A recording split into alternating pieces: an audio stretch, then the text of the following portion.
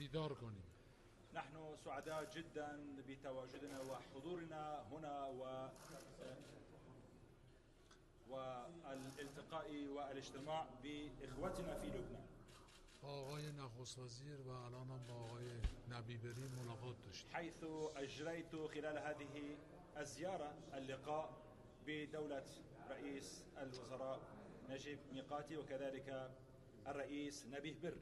جمهوری اسلامی ایران در همه شرایط پشتیبان ملت لبنان و مسئولین لبنانی است. إن الجمهورية الإسلامية الإيرانية ستقف إلى جانب الجمهورية اللبنانية حكومة وشعبا وفي كافة الظروف.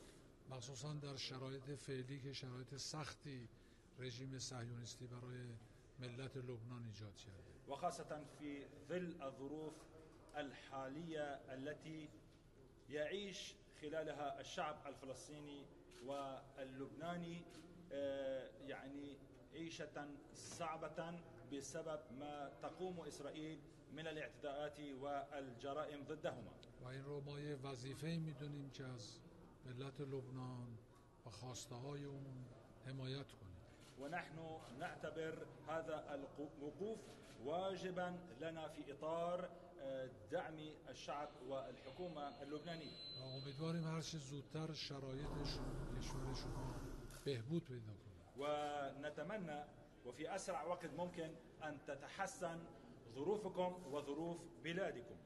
و مردم عزیزی که از مناطق جنوب مجبور شدن به بخش‌های دیگه برن بتونن به خانه‌های خودشون برگردن. حيث يتمكن بعد تسوية هذه الظروف الصعبة الشعب اللبناني العظيم الذين هم هجروا من منازلهم وأماكنهم من الجنوب بعد تحسين هذه الظروف أن يتمكنوا من العودة إلى منازلهم ومناطقهم. سفر ما برای این بود که بگیم ما در همه شرایط از ملت لبنان و مسئولین لبنانی حمایت میکنیم. فالهدف الأساس والرئيس لزيارتنا هذه لكي نقول بملء فمنا نحن سنقف إلى جانب جمهورية لبنان حكومة وشعبا وفي كافة الظروف. طبعا رایزنی های برای حل مسائل با یکدیگر داشتیم. وكانت لدينا خلال هذه الزيارة تشاورات وتبادل لوجهات النظر في مختلف المواضيع. من امیدوارم که انشالله مشکلات آلام مردم لبنان به زودی حل بشه. وأتمنى حلحلة كل هذه المشاكل والمصاعب التي يعيشها لبنان وحكومة لبنان بأسرع وقت ممكن. ان شاء الله موفق باشید. وفقكم الله. هل اليوم عفوا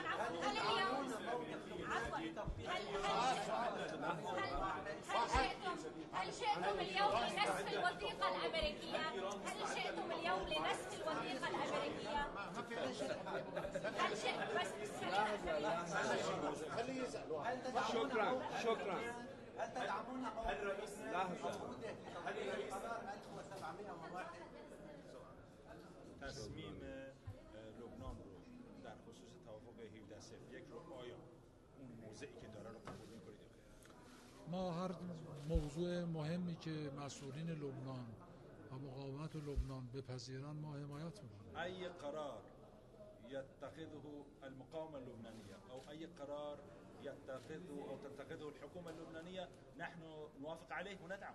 هل شئتم لنسف الورقة والوثيقة الأمريكية وخصوصا بعد زيارة السفيرة بالأمس الأمر الذي يعتبره فرقاء في لبنان أنه تدخل سافر في الشأن اللبناني؟ آیا شما میخواید اون سندی رو که دیروز به دست سفیر آمریکا اینجا به مسئولین لبنان داده شد رو برهم بزنید؟ چون عده‌ای هستن گروه‌های لبنانی فکر میکنن که ایران با این کار قصد مداخله در امور داخلی لبنان داره. ما دنبال برهم زدن چیزی نیستیم. نحن لا نسعى وراء نسف أي شيء. ما دنبال حل مسائل هستیم. بل نحن نريد حل المشكلة. ما در همه شرایط پشتیبان ملت لبنان هستیم. وفي كل الظروف نحن واقفين إلى جانب لبنان. اونهایی که به هم میزنن نتانیاهو و دار و دسته او هستند. الذي ينسف الأوضاع هو نتنياهو وأنصاره وأعوانه. دوستان و دشمناتون رو بشناسید. فعليكم التمييز بين أصدقائكم وأعدائكم. دكتور علي الليثاني، هل نقلتم رسالة من السيد علي آیا پیامی رو از سمت مقام معظم رهبری به جناب آقای بری ارسال داشتید؟ بله. نعم تم نقل هذه. هناك من يتهم الجمهورية الإسلامية الإيرانية بأنها تخلت هناك من يتهم الجمهورية الإسلامية الإيرانية بأنها تخلت عن المقاومة. ادعی میگن که ایران از مقاومت دست برداشته. شما پاسختون به این ادعا چیست؟ فکر میکنم شما به حرفهای شوخی رو خیلی جدی میگیرین. اعتقد بانكم تأخذون هكذا مزاحات محمل الجد. کی این حرفو زده؟ من الذي يعني روج لهذا الكلام؟ الوقائع. واقعيتها. ما نتحاور. حضور ما اینجا چیه؟ بریم بریم. حضور ما در اینجا. ما هي رسالة إيران لحزب الله اليوم في ضوء هذه الحرب المدمرة؟ پیام ایران به حزب الله در چارچوب در سایه این جنگ ویرانگر چیست؟ حزب الله یک جریان رشیدی است حزب الله هو طيار صلب ورشيد. و ملت لبنان هم ملت رشیدی است وإن الشعب اللبناني هو شعب عظيم. و خودشون میدونن چیکار کنن. وإن حزب الله هم بأنفسهم يعرفون كيف يتصرفون. ما در همه شرایط از مقاومت حمایت میکنیم. نحن مثل ما قلنا سندعم المقاومة وفي ظل كافة الظروف. ولی خودشون میدونن چیکار باید بکنن. فإنهم يعلمون كيف يتصرفون. شكرا. شکرا. الأخير قلتم أنتم تدعموا المقاومة الإسلامية في لبنان، كيف تدعمون هذه المقاومة؟ شما چجوری حمایت میکنید الان به مقاومت اسلامی در لبنان؟ خودتون میدونید چجوری حمایت. انتم تعلمون كيفية هذا الدعم.